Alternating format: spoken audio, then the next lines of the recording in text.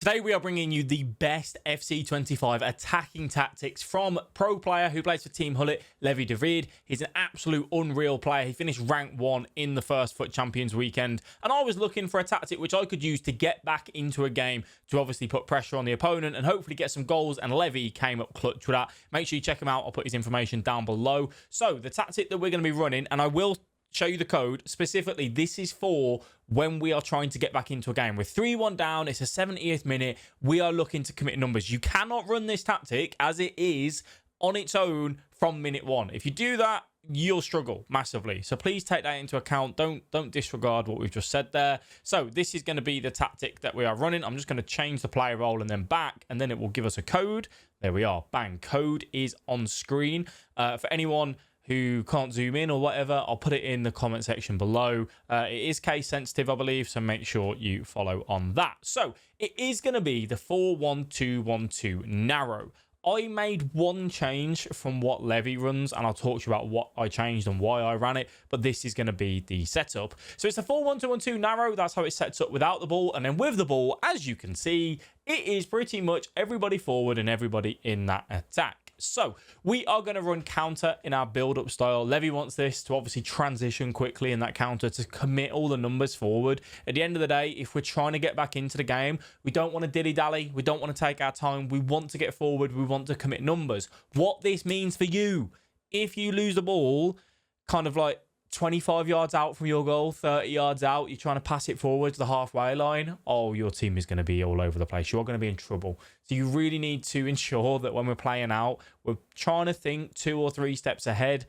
And that can be very difficult to do on this game because of the way it is. But it is what it is. That's what we have to try and do to kind of have that. Now, he runs a really high defensive line. I always talk about this. This is personal preference, but I think at this scenario, if you are trying to get back into the game, running a high depth obviously will play a massive part for you. You will get that automatic offside trap, but opponents can look for those over the top through balls. I always talk about this, and something that people forget. Depth doesn't come into impact when you have the ball. So whether you run 1 depth or 100 depth, your team will always sit on the halfway line when you are on the opponent's edge of their box. It's when you lose the ball, how long does your kind of defensive line stay high? If you're on 1 depth, they're going to drop pretty quickly. If you're on 100 depth, they're going to try and maintain that high line. They're going to auto offside trap.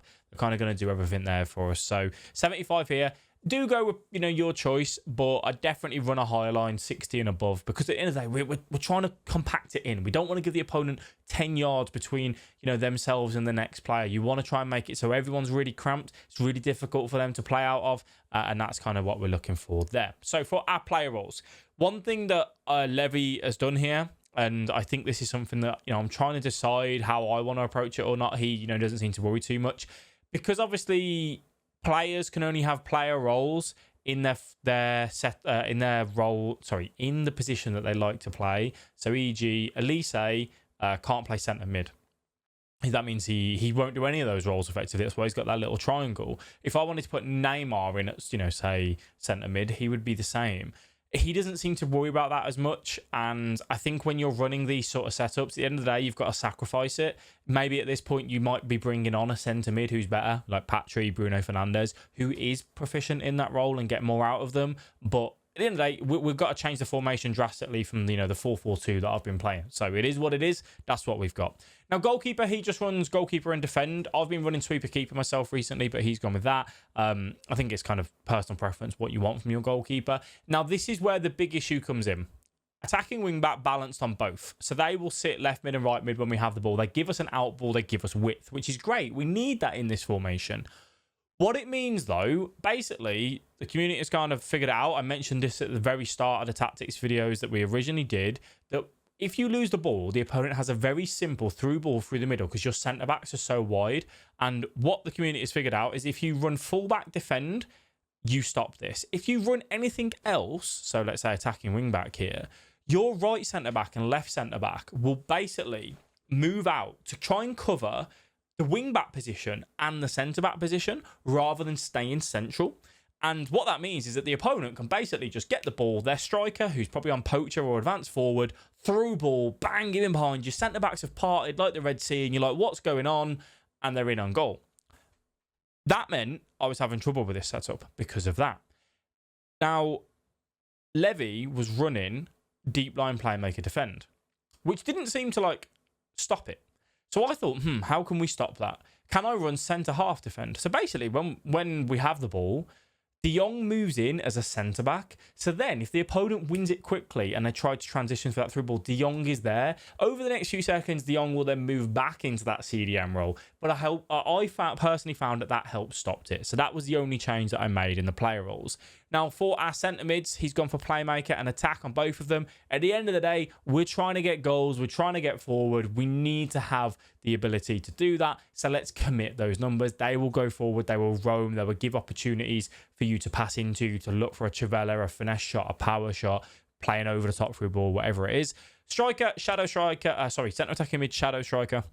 On Neymar, again, if you've got someone here that isn't, a centre attacking mid, still run shadow striker, still have them there. It's not the be all and end all. We're trying to just do what we can. If you want to bring someone on who is better at this role, then obviously you can do that. And then he goes for both striker on advanced forward. I think this is just to basically try and punish a high defensive line, try and look for those in behinds, look for the opportunity to play to them as and when we can. And that's a tactic that I've been running. I've tested it obviously from the start of the game, to really like understand it, play it, get some footage with it. And then now I use this alongside say my normal 4-4-2.